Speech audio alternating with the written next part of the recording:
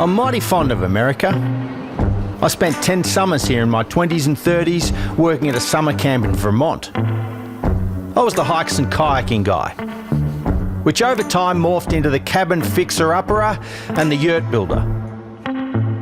After my first summer there in 2001, my friend Mike and I, who also worked at camp, and 2 other mates drove from New York to Seattle, east to west.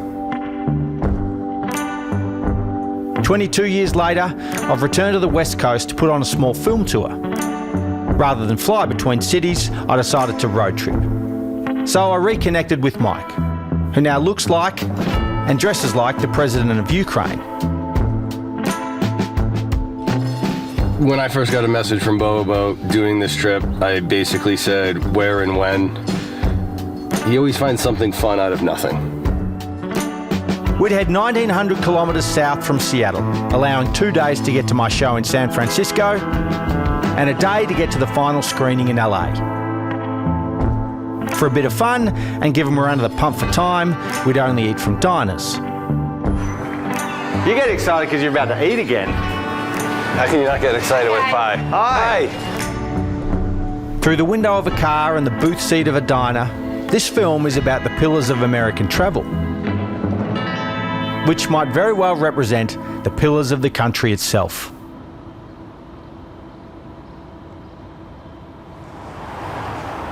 So I'm just waiting for Mike to arrive. I haven't seen him since, I was thinking about it this morning, since 2013, 10 years ago. Ah, there's his ugly mug right there. It is. It's got big fat cheeks. Hey! Hey man, how you doing, How are you, man? Good to see you. Wow. You big stupid American. How are you? I'm doing well, man. How you doing? Let's drive to LA. Come on, let's go. We've got a road trip. You got your bag, man? No. Can I tell you that's the ugliest bag I've ever seen? Yeah, well, you're the ugliest American I've ever met, so it's perfect.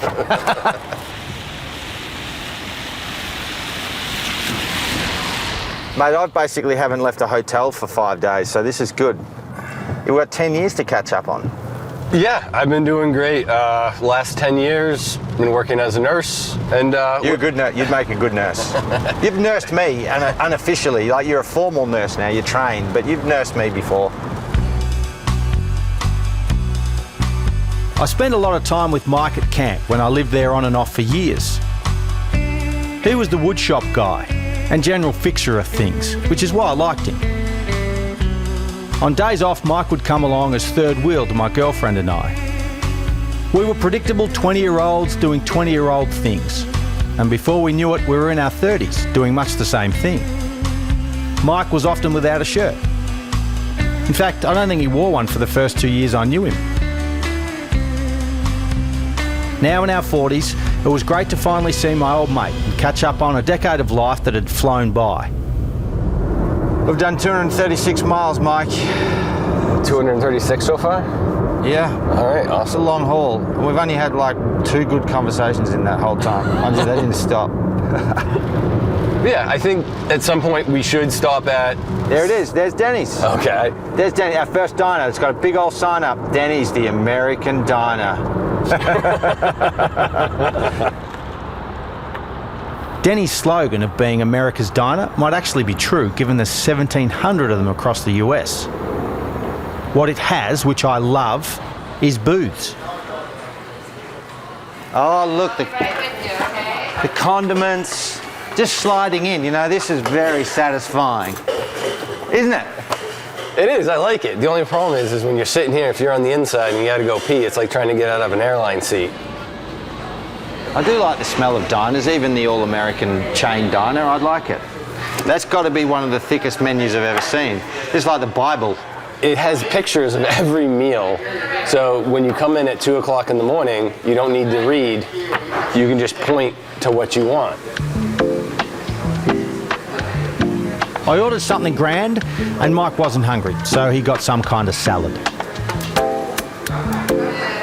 That's me, thank you. Thank you. Different sandwich. Wow, thank you. Do you think you can sum up the difference between America and the rest of the world with what we're doing right now? So service, I think we do pretty well. Americans expect stuff to be fast. You have drive-throughs, and you know, if it's not there in 2 minutes, people get upset. If you're sitting waiting at a restaurant too long or without food, people get upset. People want it fast. And there's going to be a lot of this, right, where you order twice as much as me, and I'm finishing before you, and I'm just going to watch you like TV. I brought you along as my entertainment. You know what? I stopped listening to you like 3 minutes ago. Well, that was good, man. That was, I mean, if that was our baseline, you know what? I reckon that was good. Yeah, I like it. You okay there, little footsie? My head almost hit the windscreen. You okay? So I'm used to A big pickup truck.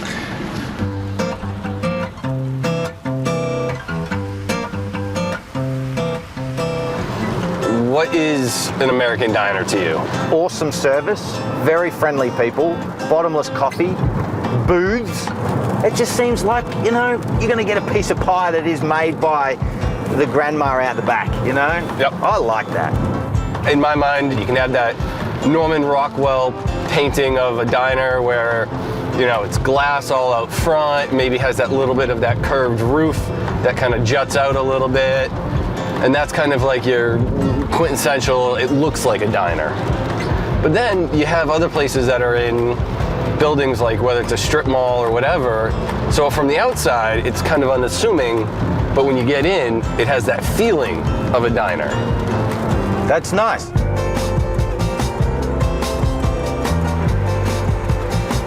Having covered the fundamentals of what we think a diner is, we moved on to the differences between Australia and America. Think about it. Measurement of lumber, 2x4. Yeah. What do you say? Yeah, it's boring as heck. At home, we call it a 90 by 35 or a 90 by 45. Yeah, it's more numbers. Yeah. But then you go and measure that thing and it's 22 inches and 3/8. Is that what you do?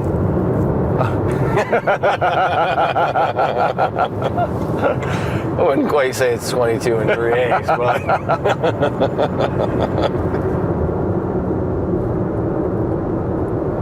America's just sliding past and I can't see it. Have you ever got a birthday present before? I've had birthday presents. Okay, have they been wrapped? Yes. All right, think of it like this way. You're driving at night, you can't see what it is. You're gonna wake up tomorrow morning and you're just gonna be surprised by what's around you. It's like a little bit of a present. So you're saying the night time is the wrapping? Yes. I had to try and, I struggled with that metaphor for a moment, but I'm glad I got there.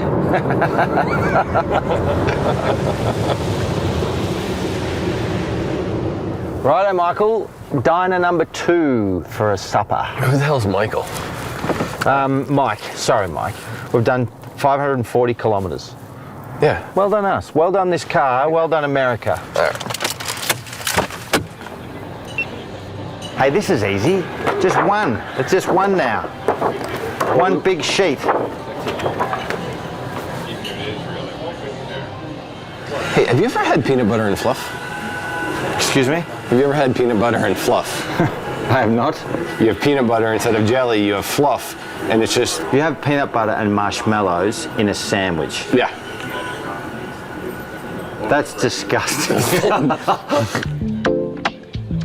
For our second diner, I got a tasty meal you might get at a nursing home. Mike got a salad with a side of burger.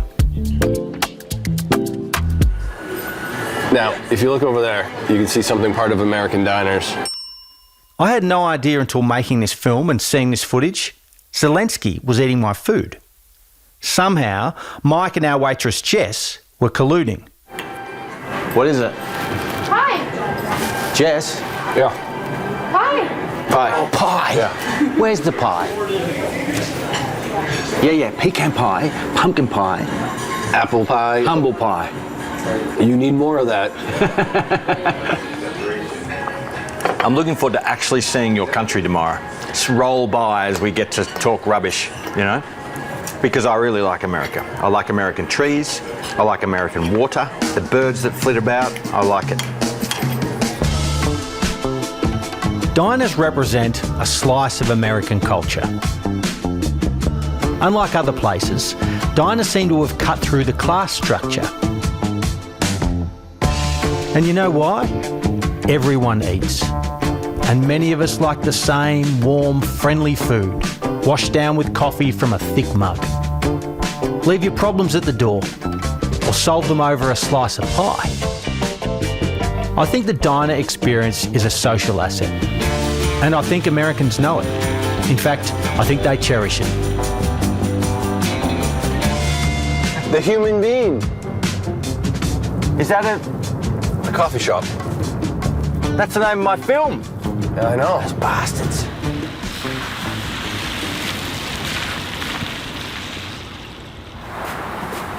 Yeah, you're the star of the show, man. You open the door. No, I'll follow you in.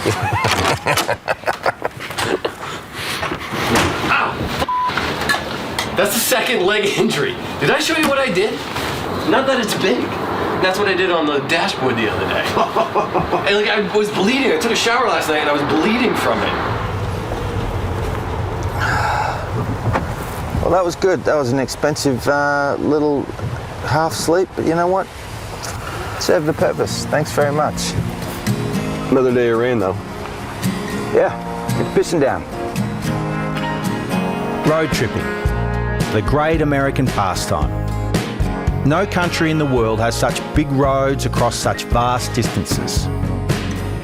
They're efficient, direct, and icons of what I think is one of the greatest landscapes on Earth. Oh, this is exciting, Mike. We can see the day. Not only can we see the day, but we're actually hitting some nice mountains. We can see snow over there. It's awesome. Yeah, the present has been unwrapped. This is good. Your metaphor has taken 12 hours to take effect. American roads and the stories that have famously come from them have shaped the people and culture of this big country. What troubles me is that we often spend more time in the car than the places we're going to see. This is the highest point of the trip, 4,310 feet. Yeah. It's all downhill from here. We're basically looking at Mordor right now. You know, we come out the other side and boom, it's this big void. Sheesh. Are you Frodo or am I Sam, or am I Sam and you're Frodo? I'm that hero, Strider. You know, I'm the dude that comes in and just kicks ass. Being cooped up in a tin can with warm seats is not where I want to be. I want to be as far away from a car and a highway as possible. But if there's one thing I need to do more of in this phase of life, it's take the time to catch up with people I like. Here we go, California. Here we go, California. We're in. Welcome to California. Look at that, the sun comes out. That's very Californian, isn't it? Yeah. And if I'm going to travel great distances in a short space of time, I'd rather do it in the company of a mate on the ground than with a stranger in the air. I've always had a soft spot for California too because of its bloody awesome geography. You go from Northern California, from the redwoods, Central California, all the way down to the deserts in Southern California. It's awesome.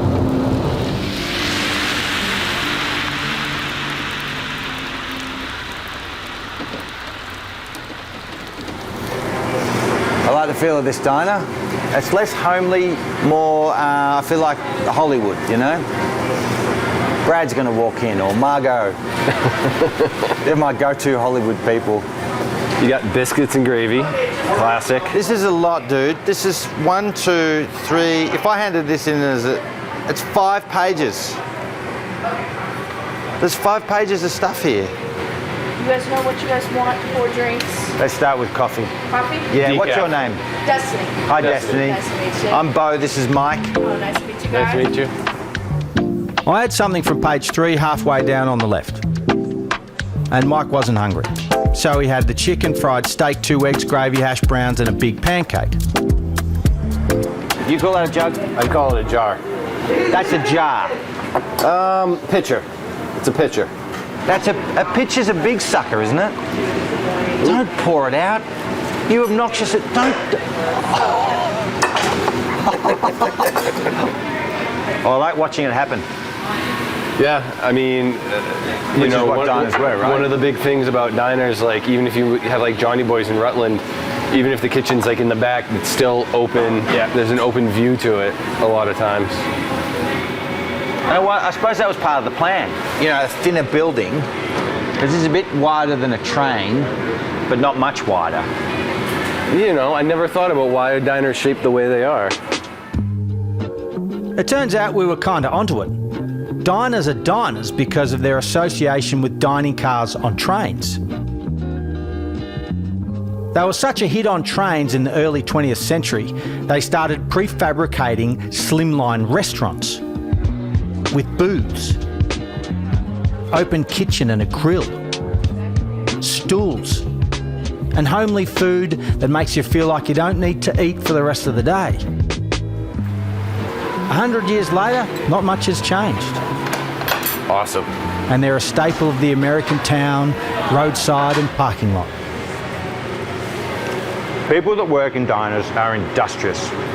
I'd like to go hiking with these guys because I reckon they'd pack really well. Yeah, Destiny hasn't stopped moving since we got in. Yeah. She just chalks up bloody mileage. Destiny, did you make this omelette? This omelette is very good. Purpose. Working in a diner, you got purpose, haven't you? Yeah. Yeah. There's pressure on my belt. Is there pressure on your belt? Is it pushing out? Always. Always. What is my favorite memory from when Beau and I crossed country? I was driving in Montana and I got pulled over going, I think, 98 miles an hour, which is, you know, a story in itself. But as the police officer was walking away after he ticketed me, Beau rolls down his back window, leans out and yells back at the cop, "Hey, mate, you mind if we get a picture with you?" And I'm thinking to myself, I'm like, I'm gonna get shot here. But it worked out. The guy was super obliging, and we have a great photo of the, you know, with the cop car in the back and the cop in the photo. So it worked out. Look at all the gum trees. Look at the gum trees. This is amazing. This is why I've got a verve for the place, because it's got freaking gum trees everywhere. We've travelled 752 miles from Seattle so far, and we're about 55 miles from the theatre in San Fran. We're doing well. I'm starting to work up an appetite, mate. Yeah, me too. Everything about Mel's Diner was fake, but it was so well done it was the genuine thing. It was a real fake. I liked it. The scenes and food of another era were being sold to the sentimental, and a new generation of people who simply like retro. Like all the other diners, it oozed friendliness. Look at that. Can I just get meat and cheese? Thank you for the coffee. You're welcome. Bottomless coffee, I will never get sick of that. It's really good. He doesn't get bottomless coffee where he's from. No, we get one cup and then you just keep paying. It's a very intimidating menu, this. Isn't it? Well, there's a lot on there. I made my first order blunder thinking a malt was a healthy version of a milkshake. So I got the cornbread and soup with a tall glass of heart attack. Mike ordered 2 heart attacks. A Gorski, what do you call that? Apparently there's places where what I would call a pickle is also called a gherkin. Imagine if you're in a bit of a tough situation and you said, I'm in a bit of a gherkin right now. I am definitely gaining some weight on this trip. Whew. Yeah, for all of our energy expended today, we're from the hotel down a small set of stairs into a car, then a car into a diner, and then back in the car, and then back to this where we had a fuel stop. We've probably walked 150 yards today. Probably. Shit.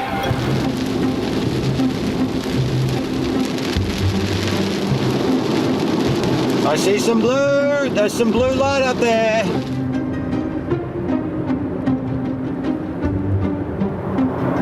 There it is, man, San Francisco. Yeah, man. Oh, it's been 2 big days of travel to get here. You got the apartment buildings. You got like the colors. The pinks, the blues. I like it. It's San Franciscanites. San Franciscans. Look, it's got a good energy, this city. They are some prissy dogs. Yes. Jesus, those dogs get better food than me, Probably. I imagine. I feel bad for dogs in cities. Don't feel bad for those dogs. Those I don't- dogs, ugh. they get freaking... Don't feel bad for those things. The show in San Francisco in front of a warm and woody crowd was great. But they were a little bit sensible, meaning they didn't drink enough at the bar, meaning we didn't reach our drink quota, meaning we had to pay an extra $1,000 to the venue. Has someone got the fish? Someone smells like they've got fish?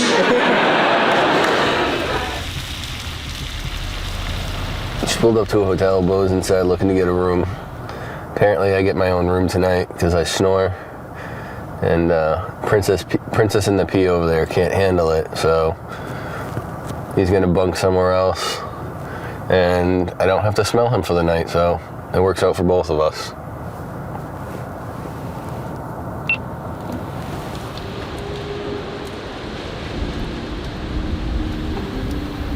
It's been very hard not seeing the landscape, the mountains, bridges that we're going over because of the weather. It's been downpouring.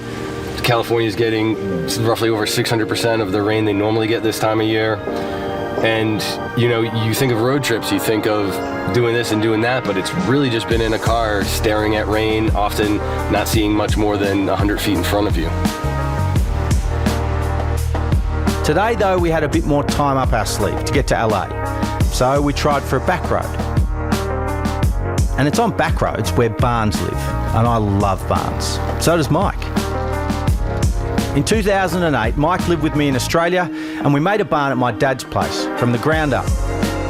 The steel and timber barn was based on barns we'd worked in or driven past on our road trips and stopped to measure. It's fair to say Mike and I had bonded over barns and making stuff over the years. Most things I've made since in Australia are influenced by my time in the US.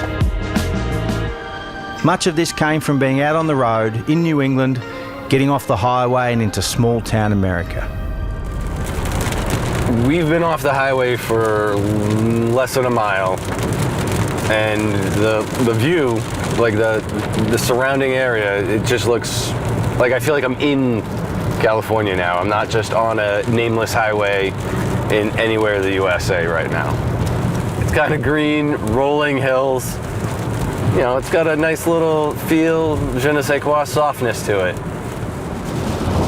It just looks dead to me, man. It just looks like it's been completely razzed. So of its Beau's life. being a glass half empty type of person Too this right. morning. I'm going I don't through think California that's been I don't think he screwed got. over. I don't think he got enough sleep last night.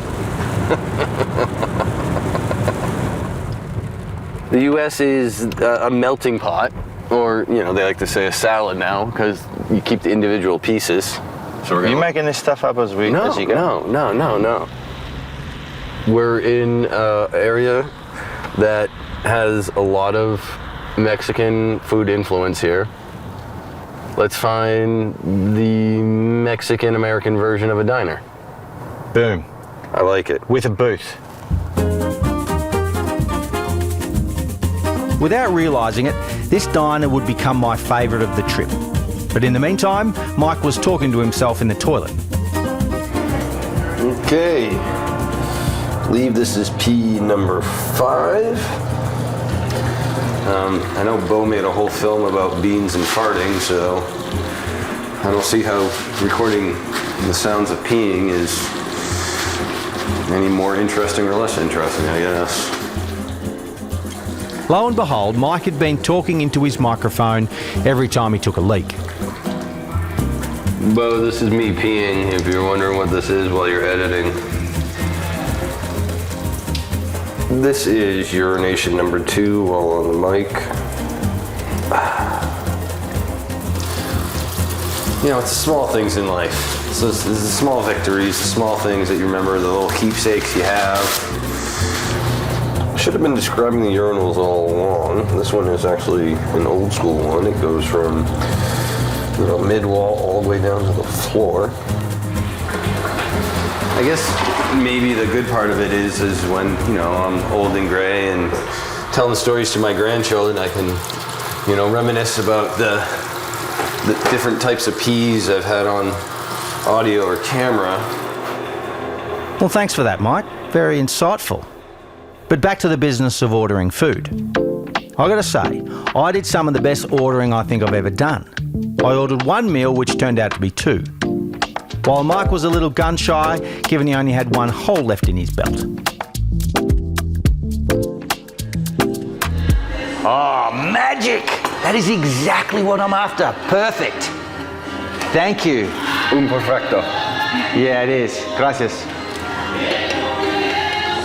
This is exciting. I almost gonna say those are probably homemade. You know, this trip is about diners. It's about American diners. The different influences we have from Asia, Mexico, Europe. We're in the salad bowl. Different places. We're in the salad bowl. So this is part of Americana right here. It's good. Yeah, try the eggs and you make sure you get the sauce and the tortilla. It's legit good. That was the best part of the trip. That was the best diner. The food was fantastic. We walked in and none of the people that worked there spoke English, and we actually had to get another patron to translate for us. So I didn't have to use my horrible broken Spanish from high school.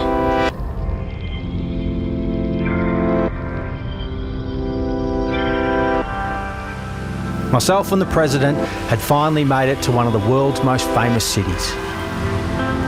Oh, look at these big palm trees. Hollywood, you're so pretty. They're like eyelashes. They're like big, boisterous eyelashes, aren't they? LA. It's a place where the lucky ones with talent and timing make it. And so many more with great talent and bad timing don't. I'd like to see a Hollywood star, or better, a starlet. Okay. I don't care. I don't care who I see, actually. It's just someone I recognise. Hey, Ted Danson. I reflected on what it means to be one of these people, a person in search of an audience in the cutthroat world of entertainment. Without realising it, I was part of the food chain here. Other than the venue manager being a dick, not allowing me to drink tap water on stage, the final show in LA was great. People were weird, and I like weird. For our final meal, around midnight, we went to Norm's in West Hollywood. Fortunately, this place is open 24 hours. I wonder if Norm's working tonight. Okay, we have one big giant sheet. 22 years ago, we drove from New York to Seattle. We did. And now we've driven from Seattle to LA. Yes. By the time we're dead, we'll do the full box. Yeah, we'll do that. That's a great idea. Next time is LA to Florida. Yeah. And then it's Florida to Maine. There we go. Boom. We can end in Rockland. That'd be real nice. That's where your folks got a house. Yeah. Without realising it, I ordered a medium bowl of dressing. And because it was after midnight, Mike ordered breakfast. Bless him. Oh, thank you. Okay. Okay, I thought I'd ordered custard or something, but there you go. That's like 500 calories right there. You could just have a meal of condiments. Oh, wow. Thank you. Thank you. Good on you, boss. Thank you, mate. Thank you. Wow, look at that. Doesn't look like the picture, but No, it's very different to the picture. there are lights on that tree. They're red. Do you think they're Christmas or they're just generally like General. they're up there all the time? I'd think so. I've got to say, it was good to be on the other side of the tour and the road trip. It had been great, but I was stuffed, and so was Mike.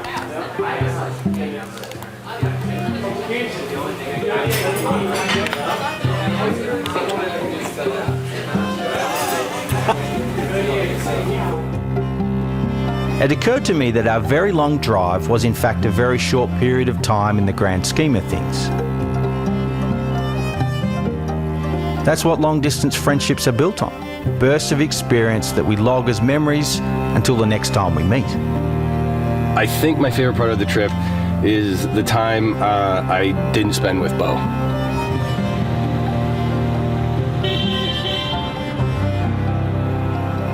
This film was supposed to be about the pillars of travel, perhaps even the pillars of America itself, roads and food, and where these two things take us. Even from the window of a car or the booth seat of a diner, the traveller can't help but take on fragments of a place and the subcultures you pass through. Glimmers and snapshots, and the photos you don't take. There's so much on display in America, perhaps more than any other country. It's confident and outward, offering it up to take or leave, enjoy or loathe. Thanks, Roadmakers, and the brilliant staff who served us food. And thanks, Mike. I'll see you in 22 years, mate.